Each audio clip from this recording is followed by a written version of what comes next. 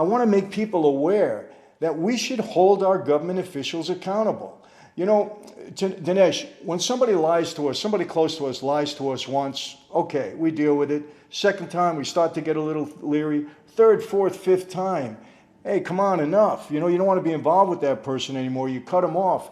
And yet in government, we see them make campaign promises, say things, they lie outright to us, and we accept it as politics. We shouldn't be doing that. We should hold these people accountable on every level.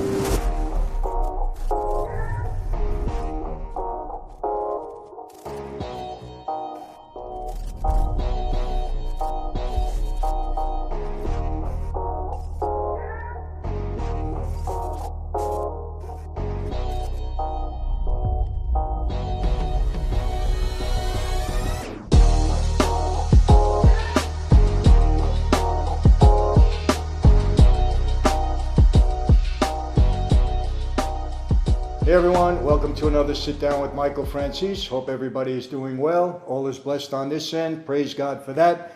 Memorial Day weekend is over and it's back to work. Unfortunately, I love that 3-day holiday. It was terrific, very restful and relaxing on my end. Hope all of you can say the same. And of course, a very important holiday. We must remember those who sacrificed their lives for this country. Every day should be Memorial Day, but our hearts and prayers go out to the families of those who lost their lives in defense of our great nation. And I will call it a great nation because America is just that. Anyway, you know, everybody knows I got this new book out, Mafia Democracy. Thanks to all of you who have purchased it already. You made us #1 on the bestsellers list in Amazon, 4 categories, also on Barnes & Noble. But as a result of that, I'm never going to get away from the mob stories and weaving the mob stories into certain things that I want to talk about. I understand you like it, I get it, and that's where we're going to continue. We're not getting away from that. But I'd like to be known to be a little bit more versatile than just talking about the mob. There are some other guys on there that do it well. Sammy Gravano, he's a great storyteller. Listen to the way he talks about the mob. I do a little bit different. I like to bring you some encouragement, bring you some information, you know, let you understand that we can transform our lives. We can get away from bad situations and make something better out of ourselves. I try to weave that into just about every story, and I think people are enjoying that because, you know, our subscriber base is growing and our viewers, we're heading towards 1 million. So if you haven't subscribed, please subscribe. You get alerts and all of that, and you're doing me a favor. I appreciate that. We don't ask for money, just subscription. But today I have a guest on who's kind of controversial. His name is Dinesh D'Souza. He's a staunch conservative. He's also a solid Christian, I know that. And I'm going to talk to him about certain things in society and in government. I want you to hear him out. Now, don't right away, oh, he's a Trump supporter and so on and so forth. He's a conspiracy theorist. Listen to him, because you're always going to get people that are going to argue with what people have to say, whether it be Dinesh or anybody else. And let me make this clear, too. I would love to have a sit-down with Nancy Pelosi. I would love to have a sit-down with Joe Biden or any of those people on the left or Democrats. I would love to, if I can get to them, and we've got word out to all of them. Because I think it's important that we sit down and we talk about the issues in this country that we're so divided on. So have an open mind. I think it's important. Look, I'm a conservative. I'm not a Republican. I'm an independent. I vote with my heart, with my soul, with my mind, who I think is going to be the best person for the country. That's why I do it. Republican, Democrat, doesn't matter to me. But I am conservative in my views.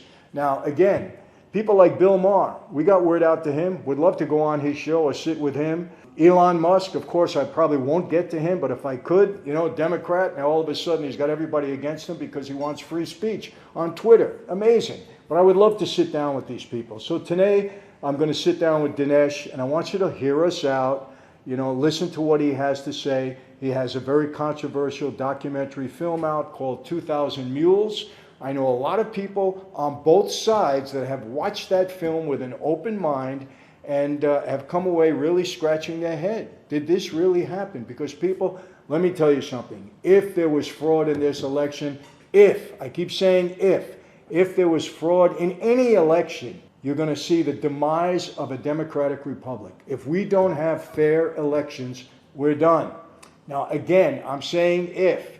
And if it ever happened in the past, we hope that it doesn't ever happen again in the future. Every American should be concerned about this anywhere, because that would be the absolute corruption of our country and our democracy as we know it. So, with no further ado, let's listen up. Here's my guest, Dinesh D'Souza.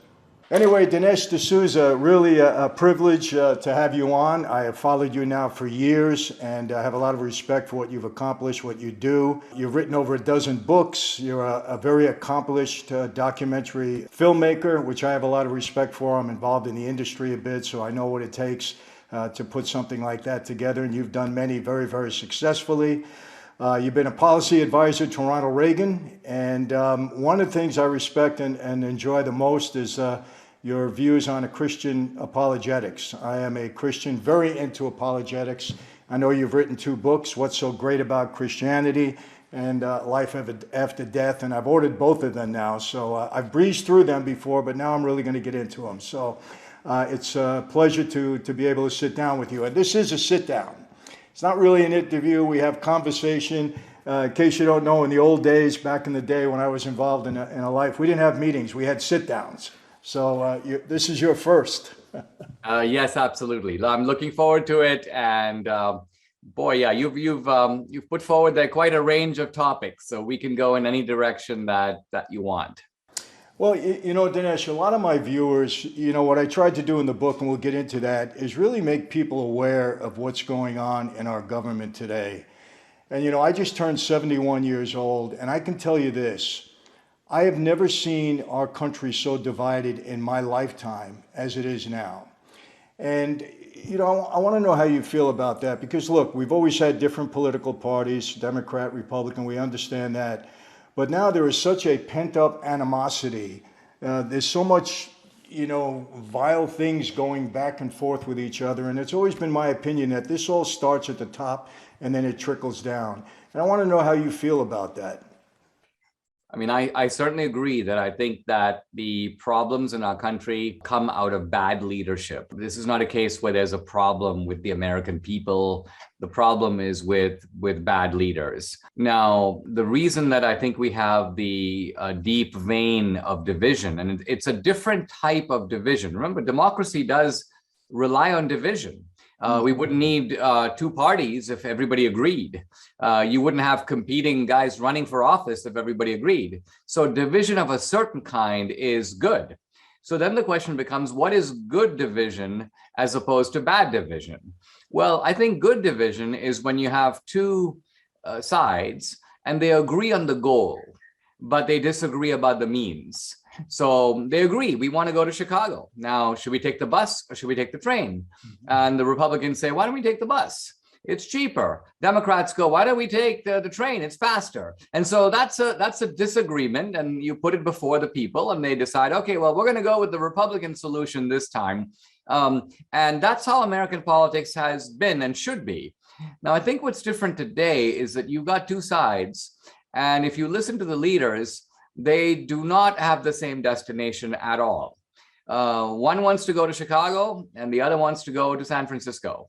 And so now you can see why the old kind of American mantra, well, let's sit down and work it out, doesn't really work, because you're not debating the means to a shared end. You're debating where to go in the first place. And you have a radical disagreement about the direction of the country. And I think that the Biden administration, I'm sorry to say, I think has greatly exacerbated these divisions and broken some of the basic norms of American politics and threatened some of the basic liberties that we're supposed to have and take for granted, regardless of which party is in power. Yeah, you know, and I agree with all of that. You know, and thinking back, you know, I grew up in a family of Democrats. Back then, we were all Democrats. I don't know why. I just stayed in the party that my parents were in. But I don't remember, you know, such a vast difference between the 2 parties, meaning that the Democratic Party today is not what it was back when I grew up. And it's certainly the progressive end of it. And it's gotten to a point where it's just become a party of extremes. And I don't know how we got there, Dinesh, but I know we can't stay there. That's for sure. I mean, when I came to America at the age of 17, this was 1978. I was a Rotary exchange student. I went to public school in Arizona for a year. And I only mention all this because I think that if you go back a generation to about that time, 40 years ago, if you were to say to Americans, do you think that America as a country should be strong? I think that almost every American would answer yes. Should America be prosperous? Yes. Should America be an example to the world? Yes. Should America live up to its founding principles? Yes. Again, the debate is about once you have prosperity, well, how should you share the pie exactly? Well, you could disagree about that. But the idea that we need a big pie in order to share was not open to debate. I think it is that kind of consensus, if you will, about America that's broken down. I mean, today on the progressive left, is America a good country? No. You want to see America be strong? No. Do you want America to be an example to the world? No. Do you like the American founders? No. And so a lot of yes questions now get a no answer. And so we have basic disagreements about who we should build a statue to and who we should admire and who we should teach our kids to try to be like. And there are very few figures, maybe Martin Luther King is one of them, that survives this divisive scrutiny. But I think in some ways, even Martin Luther King has come into question for the simple reason that his colorblind principle is now rejected by the left. And Dinesh, how do you think we got to that point? You know, you and I share the same faith. And do you think it's because the country has moved away from God? You know, morality has something to do with this, a lot to do with this, because they've gone, like you said, so far left. How do we get to a place like that? How did it happen? Well, I think that the moral erosion that you're describing is very real. Now, interestingly enough, it doesn't necessarily come out of a rejection of God in the sense that, you know, if you were in America, again, go back to say 1950, you have a lot of people who probably most of them Christians, although probably the majority somewhat nominal Christians. You obviously would have Jews, and then you'd have people who would belong to other faiths. But if you went to any of them, it wouldn't matter, and said, hey, you know what? Do you think the 10 Commandments is a pretty good way to live? I mean, do you think the country would be a better place if everybody followed the 10 Commandments? I submit to you that almost everybody would answer yes. Even the guys who weren't that religious would go, yeah, I think that it would be better. What's happened now is that there's a rejection, not just, if you will, of Christian theology, but of just your basic morality. And I would go even further, basic concepts that don't even have to do with morality, but have to do with things like, is there a difference between a man and a woman? You don't even need to subscribe to any moral code. You could take 100 corpses anywhere in the world and bring in people of ancient tribes, and they would be able to tell the men and the women apart in no time. So these kinds of basic questions involving nature itself have somehow now suddenly become politically controversial. So we're living through a time where there's a lot of idiocy going on, a lot of absurdity. And the absurdity, ironically, is protected by establishments, it's protected by indoctrination, it's protected by censorship. Yeah, you know, an interesting point in that is talking about the First Amendment. How do you feel about where we are now in the way people are interpreting the First Amendment? It seems to me that if it furthers their goals, they're pro-First Amendment, and I'm talking about, you know, a lot of people, I'm talking about progressives mainly, and if it doesn't further their goals, then they want to censor First Amendment rights or cancel them altogether. And, you know, I don't understand how we got to this point. I just hope there is a reversal in this. I think that when we look historically, we see that some of these liberties that we take for granted never came about in the first place because people inherently believed in the principle. It came about because people started fighting, and then they realized it was to their interest to have a principle like this that allows tolerance for everybody. A really good example of this is not so much the First Amendment. Well, it is the First Amendment, but not in the area of free speech, but in the area of religious toleration. The Puritans who first came here did come to escape religious persecution in Europe, but they had no intention of being tolerant in America. And the simple truth of it is many of these states had their own religious establishment, and they were relatively intolerant of anybody else. But then when a kind of fighting begins among these different sects, they realize none of these sects is strong enough to dominate everybody else. And so tolerance becomes not so much, I would call it an article of faith, but an article of peace. This is the way we get along. You don't oppress me, I agree not to oppress you. And so religious toleration emerges out of this crucible of conflict. And I say this because right now, the reason that the left is so big on censorship is nobody's censoring them. Therefore, they feel it's perfectly fine. Let me go censor all my opponents because they'll never dream of censoring me. They don't have the power to do that. They don't own all these digital platforms. The moment it happens that someone like an Elon Musk comes in, and let's just say for fun, for 6 weeks, he decides anyone I don't like, I'm going to throw off Twitter. Suddenly you find New York Times is thrown off Twitter. Suddenly you find the Biden administration is thrown off Twitter. Suddenly the left will realize, wait a minute, this censorship thing isn't working as well as we hoped. Let's go back to free speech. They'll discover the virtues of free speech really quickly when someone decides to shut them up. Yeah, it's amazing to me now how, Elon Musk was more or less a hero, of the Democrats, and now he's turning into a villain because he's an advocate of free speech on social media platforms. It's unbelievable. Even people like Bill Maher now are turning around and say, hey, enough of this. People that were staunchly on the left are staunchly in the Democratic Party. So it looks like it might be turning around a little bit, like people, are really getting affected and upset by this. And maybe there is going to be a pushback and a turn back to normalcy, I would say, and rationality. Cancel culture to me has been, just ridiculous. I mean, I don't understand it.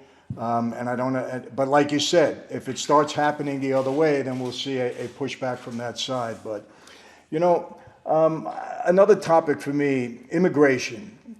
Can you try to rationalize what the Biden administration's position on immigration is, why they would allow our southern border basically to be not a border anymore? I have my own opinion on it. I'll express it, but I would like to hear what you have to say. Well, I can think of only one reason for why they would want to do that. Because if you think about it, the level of illegality, deception, corruption, what they have to do to make this happen, in other words, to make our border porous in this way, is horrific. I mean, we have immigration laws. They've got to pretend like those laws don't exist. Or to put it differently, they have to use their enforcement authority so creatively that in a sense, they're nullifying the law itself. So they have to do that. Flagrantly violate the laws of the United States. Number two, they have to be, you could almost call it the secret partner of the Mexican cartels. Why? Because they know that you can't get people from Central America to come thousands of miles to the Rio Grande, to the US border, without a whole complex system of support to enable them to get there. There's only one organization that has that kind of power to pull that off in a systematic way and an ongoing basis, and that's the cartels. They're running a massive drug trafficking, human trafficking operation, and the Biden people know this, and they're completely okay with it. So in other words, you have the Biden administration like one end of a scissors, and then the cartels as the other end of the scissors. And both ends of the scissors have to work together to basically cut the piece of paper. So I'm not saying that Biden is sort of working on Zoom calls with the cartels, no, but it's like the two sides both know they're helping each other out. And yet they're doing it. So again, coming back to your question, why would they do it? It's got to be that long term, they consider this to be absolutely critical to protecting the future political, to consolidate permanently the power of the Democratic Party by getting all these illegals to vote, either to vote illegally in the manner shown in my documentary, 2000 Mules, to get illegals to vote illegally, or at some point to legalize them and then say, hey, guess who helped you get to America? You are now essentially owned by us. And therefore, we expect you to deliver for the Democratic Party. If you remove that political factor, I mean, and you can almost remove it imaginatively, right? Just imagine that these exact same illegals come over and all of them are massive Trump supporters. They're wearing red MAGA hats. They're like, we can't wait to become citizens. We're going to be voting for the Republican Party. Won't the Biden administration stop that policy in its tracks and build a fence higher than the one that surrounds Washington, D.C. right now? Well, you've just validated my exact thoughts, because there could be no other logical reason that they would allow this.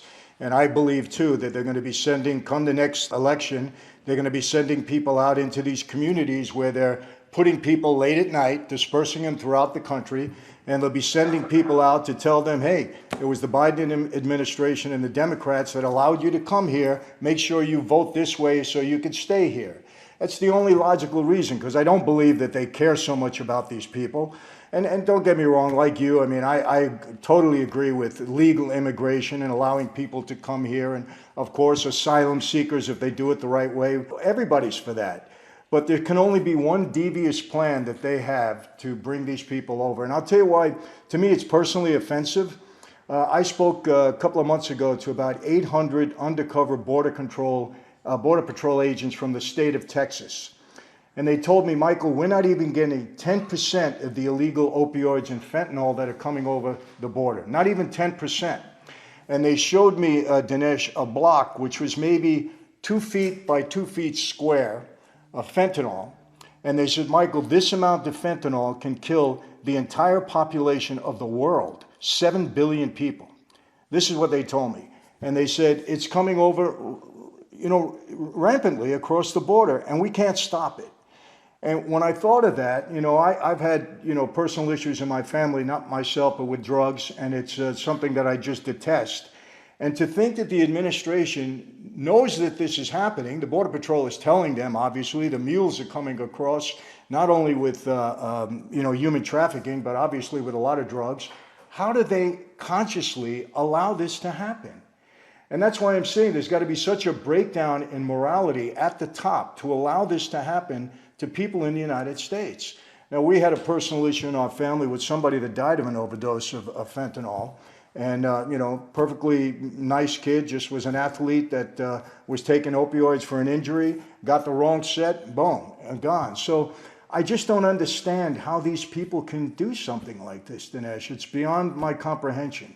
We put them in office to serve the people, and they degraded to a position like this where they're actually really hurting us. We had 100,000 people that we know of last year between the ages of 24 and 45 that died of opioid fentanyl addiction. And I'm sure those numbers are probably even higher, and they're going to continue to grow because more of this stuff is coming over the border. I mean, this is not only illegal, but it's immoral.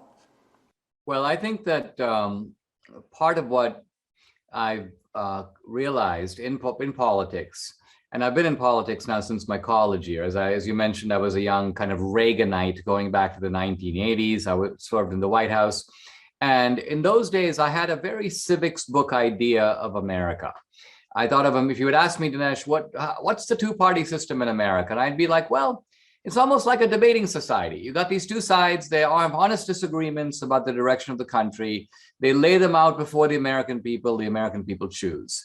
If you ask me, hey, Dinesh, why is it the case that 95% of people who are accused of a crime plead in some way or are convicted? Why is it that so few people ever get off when they're accused of committing federal crimes? I would say, well, that's because they did them. That's because the government only goes after the bad guys. Remember the movie The Untouchables? The FBI is basically our thin blue line against the bad guys. And so I had this kind of, as I say, civics book idea of America. And it's only in recent years that I've come to see that many of our public institutions have been deeply corrupted. I mean, corrupted again at the top, at the level of the leadership. But of course, as you know, when there's a corruption at that level, it quickly trickles and filters its way down. And so then you've got operatives on the ground doing really bad stuff because their leaders are directing them to do that. I think there's a crisis of institutional confidence, not just in the FBI, but in the DOJ, in the CIA, in the even in the CDC, in our health establishment. There's a belief, I think legitimate, that we're being given propaganda, that critical points of view are being suppressed, the doctors who disagree are somehow being run out of the hospital. And all this nonsense is going on right here in the United States of America. And now finally, with my recent work in 2000 Mules, the election system. Again, I would walk behind a curtain, I'd cast a ballot. It never crossed my mind that somebody's not going to accurately tabulate that ballot and give me a wrong result. But suddenly we've realized that we can't even trust our system in that regard. Yeah, and I want to get into that a little bit because I feel the same exact way. Just for a summary of my feeling on that, I could not understand how a guy like Biden got as many votes as he did without knowing anything. Just my assumption that night, understanding him, watching him, seeing him, realizing the popularity too of Trump. it didn't smell right to me from day one. Now, of course, this is obviously very controversial. We're going to come back with, all the courts have rejected every challenge to the election, fraud issue. But I did get into 2,000 Mules a bit, and obviously it's very convincing. We know there's going to be challenges to it. We have, but to me, you point out quite succinctly just what went on there. And if people understand technology and cell phones and the way you've, tabulated this thing, I think it makes a lot of sense. I don't know what we can do about it. Hopefully we can prevent it in the next election. I think that's the best that's going to happen from it. Yeah, I tried to approach the subject in a very open-minded way. I was never on board with a lot of the outlandish accusations of fraud that came out early on after the election. I can kind of even see why the courts rejected the early claims, partly because people were pointing to anomalies, and anomalies are strange, but they sometimes can be explained. And similarly, there were some people pointing to episodic fraud. Hey, look at this case over here, look at that case over there. Well, the courts traditionally in this area of election fraud use a principle that's called the but-for principle. But for the alleged fraud, would this election have come out differently? So you've got to show a sufficient volume of fraud that it's big enough that it could have changed the outcome. And then the court's going to take it more seriously. Now, the simple truth of it is there's such a narrow window from election day, November 3rd, 2020, until the electors vote in December, and then inauguration day in January, that it's almost like you've got, it's like a murder. You know what? You got 6 weeks to solve a murder, and then the statute of limitations has already passed, and there's nothing you can do about it. It's almost like you have to anticipate the fraud beforehand, catch the guys in the act, and then be ready for the court, like the week after election week. And that's crazy. It's hard to do that. The kind of evidence that we show in this movie, which requires cell phone geo-tracking, it takes time to get that data. It takes time to analyze that data. So we're almost in the position of taking a cold case where there was a murder. Maybe the statute of limitations expired, maybe, but there's new DNA evidence, and you know what? It shows the guy did it. So it's worth looking at because it's really important to know the truth, even if there's nothing you can do about it. And moreover, as you say, there's obviously the important consideration of preventing these kinds of problems from occurring in the future. So there's that as well. I think the reason the movie is causing such a stir is not because it's evidently false. If it were, it would be easily dismissed. Oh, it's the latest conspiracy theory. But, the Washington Post did a dialogue with me a few days ago, and it was about 10,000 words long, in which they went into excruciating detail. They were arguing with me about, they spent, almost the size of a whole article arguing about the so-called bike guy in the movie. They're like, let's talk about bike guy. And so they know that this is serious stuff, and they're trying to sort of take it apart, but it's not that easy to do. Well, let me ask you a question, Dinesh. Do you think this data, this information that you provided will get into the right hands, so that we can prevent something like this happening ever again? Yes, I think that will happen in a few ways. One way is I think that enough Republicans will see this movie and are going to say, listen, we can argue about whether or not we should have drop boxes, and some people think we shouldn't. Let's just go back to election day. Everybody votes on the same day. Yeah, of course, there's some exceptions for absentee ballots. But this whole idea that the voting season lasts for like a month, they mail out millions of ballots, this is madness. So, and I'm sympathetic to all that. Now, that being said, because these laws are made at the state level, some states are going to have these so-called mail-in drop boxes. And my point is that if you're going to have them, they need to have 24-hour surveillance. I mean, come on, there's 24-hour surveillance in every Home Depot, every ATM, every mall, every parking lot. There's no excuse. In fact, it's in the election rules that you should do this. So you don't even need any new laws. You simply have to insist that the existing rules be followed more closely, which was not done in 2020. The other thing is law enforcement somewhere, it doesn't have to be at the federal level, it can be at the state level, needs to investigate the Mules, talk to them and find out how this operation was set up and who organized it. Those kinds of things law enforcement can do and needs to do here. And hopefully they'll take that effort, because you made a convincing argument there. So hopefully people are aware of this now, and we never have this again, because as you know, if our elections are fraudulent, we don't have a democracy or a republic anymore. That's it. It's over. And this leads me to really the last subject, which is the subject of my book.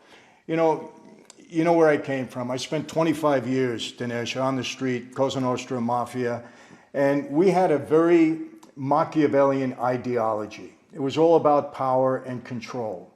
And when I was asked to write this book and I'd taken a look at the government, I never paid that much attention as I have during the Obama administration. That's when I started really getting involved in politics. And I started to see a trend, a very Machiavellian ideology that was developing in our system. People would comment to me, Michael, the mafia should be running the country. And I said, no, the mafia should not be running the country. That's not what we want. And, when I went to prison, when you're in that life, it's almost required reading that you read Machiavelli's book, The Prince. And it's an amazing, fantastic book. It really is. And his ideology, he's brilliant, number one. Don't agree with everything. But back then, that's what we were engaged in. And I'm seeing that in our government. And, one of Machiavelli's advisors to the Prince, he said, listen, you can do anything you need to do to maintain control of your kingdom. You can lie, you can steal, you can cheat, you can kill. But to the outside world, you must always appear to be upright, honest, and having integrity. And I took that principle and I can apply it to so many people in our federal government and even on the state levels. And that's the principle I followed in writing the book. I did a lot of research and backup on it. And the reason I wrote the book is because I want to make people aware that we have to hold our government officials accountable. Now, look, I put it out there. I get criticized for this. Look, if Trump said the sun was shining and it was shining brilliantly, people would argue with you about it. And I understand. Trump's a New Yorker. No matter what, he always comes back. I think I want to make a point. I think if he would have become a little bit more diplomatic, and maybe a year or so prior to the election, he would have stopped answering the Nancy Pelosi's and stopped stooping to the level that he did. I think it might have been a different outcome, minus the fraud. Let's put it that way. But, I want to make people aware that we should hold our government officials accountable. Dinesh, when somebody lies to us, somebody close to us lies to us once, okay, we deal with it. Second time, we start to get a little leery. Third, fourth, fifth time. Hey, come on, enough. You don't want to be involved with that person anymore. You cut them off. And yet in government, we see them make campaign promises, say things, they lie outright to us, and we accept it as politics. We shouldn't be doing that. We should hold these people accountable on every level. Another thing I deal with, how do these politicians come in with blue-collar assets and leave as multimillionaires? People are not aware of this. And the thing I am most pleased with now, we're getting the book hit the bestsellers list on both Amazon and Barnes & Noble. But the comments, people are getting it. They're understanding it. Their eyes are being opened. And I think that's a role you play, Dinesh. I mean it. Because I listen carefully when people talk, and I try to do my research. I don't take anything at face value without looking into it. And I find you very credible. And hopefully people will find this book credible and understand what it is we're trying to do. It's not about Democrat or Republican. It's about getting the truth out there, no matter what side it is, being truthful and having our public leaders be honest with us and do the right thing for the country. Let me react to that because, first of all, I think that the Machiavellian understanding is critical to understand not only domestic politics, but foreign policy. If you look at the international landscape, every country is pursuing its own self-interest, and it interprets the world in the light of its own self-interest. I mean, I know as a kid, even growing up in India, if India got into a war, all the Indians go, well, India's always in the right. But India's always in the right, not because India's always in the right, but it's because it's our country and we want our country to prevail. And so India is in the right becomes a moral rationale for something that we believe already. So everybody claims the mantle of virtue, but in fact, they're promoting on the international stage their own self-interest. Now, in the United States, I would argue that the Democratic Party is the Machiavellian party, and the Republican Party could benefit from a little more Machiavellianism. And what I mean by that is the Republicans are so naive. They don't have any idea that the other side is willing to do this kind of stuff. Most Republicans focus, I use this line in the movie 2000 Mules, I say, Republicans focus on the campaign and Democrats focus on the election. So a Republican will say things like, let's have a rally, let's get the word out. Why? Because the Republican assumes that the election will be fine. But the Democrats say things like, where are those mail-in drop boxes going to be located exactly? Can we have a lot of them in the inner city? Number two, Democrats go, who's going to open those boxes and take the satchels of ballots out? Who's going to be opening the envelope and counting those ballots? So Democrats pay careful attention to the mechanics of the election because they know that that's where it's going to be decided. Republicans could do better to be a little more sly and recognize that they too need to pay more attention, not just to the campaign, but also to the election. That's so well said. And, even thinking, the Democrats were slick enough in years ago buying up all the drive-by media, as we call it. They have so much influence there because they control it all. They control the narrative. And the Republicans, you're right, they were naive. They didn't think that far ahead. But that's a great point, Dinesh, and I totally concur with that. But, I think the outcome here for all of us, hopefully, is that somehow we find some common ground and we start to put people in office that are really interested in, the welfare and benefit of the country on the whole, and not only maintaining power and control. And that's how I see it. Look, I came from a different background where it was all about power and control and money. And now I see things a lot differently, and hopefully we'll get back to that because we've been drifting further away from that. So, I'm good. Anything else you want to say? I know my viewers are going to be very excited about this, but hearing from you. So anything you want to leave us with? Well, if I can say so, this is the first film I've released in an age of censorship. And so all my earlier films, you could go get them on Amazon Prime, you can get them on iTunes.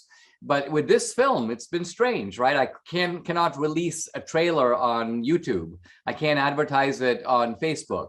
And so I decided, look, I'm not going to put it on Amazon Prime. I'm not going to put it on iTunes because I don't want someone to take it down in the week of the movie's release. And so I would direct your audience, go to the website, which is just 2000mules.com. It's the number 2000mules.com. The movie, by the way, is still in theaters, but you can also get it for streaming, digital download, DVDs. So there are 5 different ways to see the movie, and the website is the kind of one-stop shop to find out what those ways are.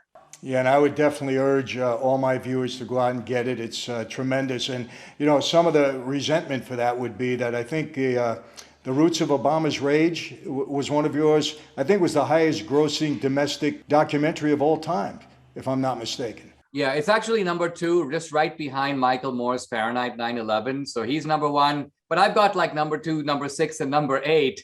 So I've got a bunch of documentaries in the top 10. And this one is really, this new one, 2000 Mules, is the most successful political documentary in the last 10 years. Going back to my earlier one on Obama, which came out in the summer of 2012. So almost exactly 10 years ago.